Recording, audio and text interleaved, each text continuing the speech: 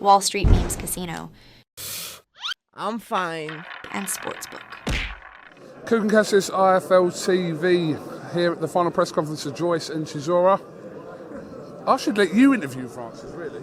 No. You're the gaffer, mate. What's happening, mate? You good? I'm good, yeah, I do not too bad. Good. He just collared you in, though, didn't he? You weren't right ready. You know, I'm going to have to be here now, so it's all right. It's all right. You know, he's got an insight into Rico's Moses training camp as well. So there's some good information here.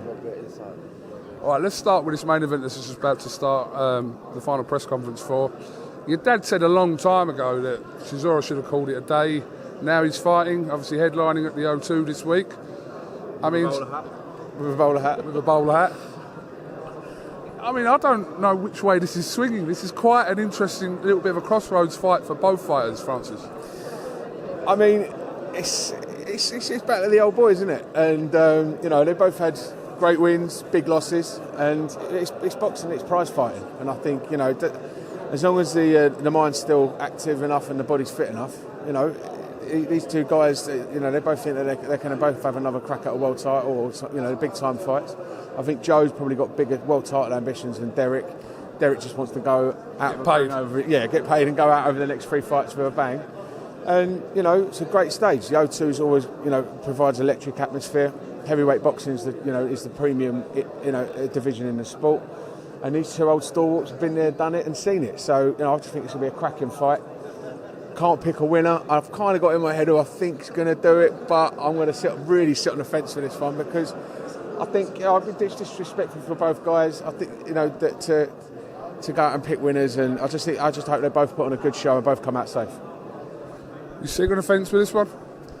So, boys, when I look at them both, I'm thinking I would say sit on the fence as well. Like, it's very tight. I feel like it can go both ways. Like. So, but I don't. What I do know is that I don't think it'll go long. I don't think it'll go distance. Agree with that, definitely. The undercard as well. I mean, we saw there. I mean, I don't know if you can speak Spanish, but I could understand the odd word there. Can. I could understand the odd word from Baluta there, but Dennis McCann in good form as well.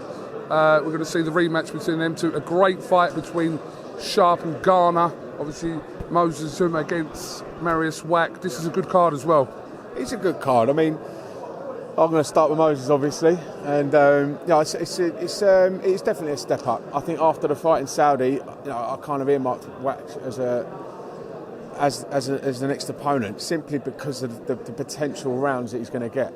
Doesn't mean he's going to go rounds, but if you're going to go anyone in world boxing, it's like there's a couple of guys like Kevin Johnson and Marius Wack.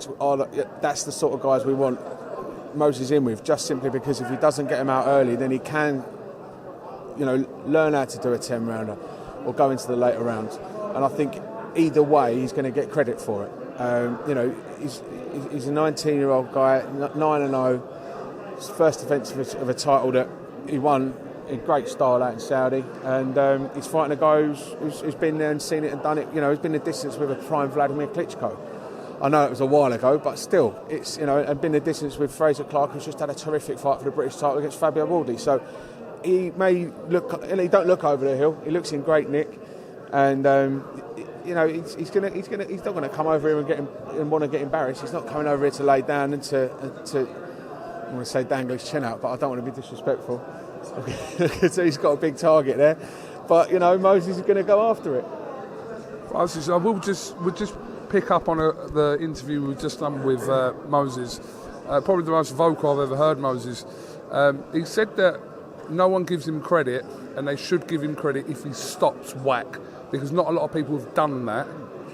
But he believes that there's a certain element of people out there that just don't give him credit. But if he does stop Wack, he deserves credit. He was quite on one about that. He's been a pro 18 months, so he can't even drive in America. No, I think he can drive. He can't drink in America. He can buy himself a beer and drive. You can't have a bet in Vegas. Put it that way. You can go and have a fight in Vegas, but you can't have a bet. Listen, he deserves credit from me from the first interview he did when he turned pro. He said, "I'm going to be heavyweight world champion," and he's put himself up on a pedestal there. Every single time now he fights, everyone's going to be analysing it, everyone's going to be looking at him, everyone's going to be wondering, is this guy the real deal? I believe yes. My old man believes yes. My brother believes yes. I know his family massively believe yes. His trainer believes yes. But it's the general public that he doesn't have to convince. But yes, they do have to start putting some respect on his name if he goes out and does a job on whack. Even if he goes 10 rounds and wins all 10 rounds and looks spectacular doing it, still have to put some respect on Moses Atuma's name, because this is a massive step up for a 19-year-old who most people at his age will not be doing this. They just wouldn't be doing this. He's asked for it, and we've delivered it, and now it's down to him to go and perform it. I've barely spoke to him the last couple of weeks because he's in the gym. He's just literally going, home gym, eat, home gym, eat. He's on it big time, and I think you're going to see something special on Saturday. All right, just your sentiment about Moses. Agree with that? Yeah, towards that, like a lot of people have been saying, like this is kind of a win-win fight for him, because if he does take out a whack, then it's a good what's the word for it? Statement. It's a good statement. If it doesn't, he's got a round. So it's like either way, like we all know, like he's only 19, so he has to be learning with his fights, and we as a team, we even think that this is a great fight for him to learn a lot of things in. And yeah, that's really it. That's really about it, yeah. Not long to find out. Has final one, has Hearn been round for Sunday roast yet over the last few weeks? No, not yet. No, just afternoon tea. Just the afternoon tea? No. Your dad's fully convinced Dubois is going to beat Joshua. So am I. Jab, jab, jab. 1, 2, 1, 2. Let's go. Listen, it's Are people writing Dubois off a little bit, in your Let opinion? him write him off. Let him write him. They all writ him off against Hrgovic, and look what he did there. Listen, if he has to, he cannot have that same first couple of rounds against Anthony. We all know what Anthony's capable of power-wise. But we all know what arsehole Daniel Dubois got. The lessons he's learnt from the Joyce fight, what lessons he's learnt from the Usyk fight. He carried that through into Hrgovic, and now he's got even more experience and going there as a world champion. So this is a huge fight for British boxing, world boxing, heavyweight world title fight at Wembley Stadium. Let's go. Let's go. Right, Francis Warren, thank you very much. We'll see what Derek Chisora has up his sleeve here. I'm sure there'll be... See what hat he's got on. We'll sing it. Thank you.